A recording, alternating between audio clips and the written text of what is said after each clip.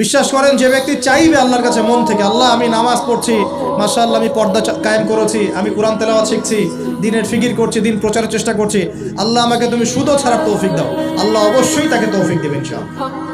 যে আল্লাহর কাছে যা চাইবে আল্লাহ পাক তাকে সেটাই দেবেন ইনশাআল্লাহ।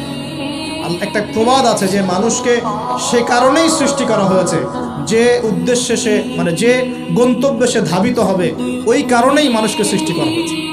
যদি আমরা জান্নাতের দিকে ধাবিত হতে চাই, দেখবেন ওই কাজগুলোকে আল্লাহ আপনার জন্য সহজ করে দিয়েছে। এটা হবে ইনশাআল্লাহ।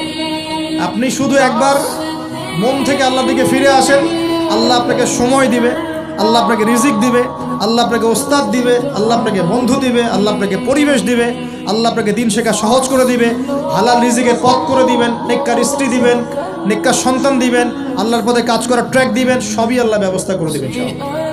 এইটা ডিপেন্ড করে কার চাওয়া কত প্রগাঢ় এর উপর ডিপেন্ড করে। যে যত বেশি জোর খাটিয়ে আল্লাহর কাছে চাইতে পারবে আল্লাহ পাক তাকে তত বেশি দিবে ইনশাআল্লাহ। দিবেন, এটা 100% ফিক্স করে রাখে ইনশাআল্লাহ। আল্লাহ পাক আমাদের সবাইকে পরিপূর্ণ মুসলিম হওয়ার তৌফিক এনায়েত করুন।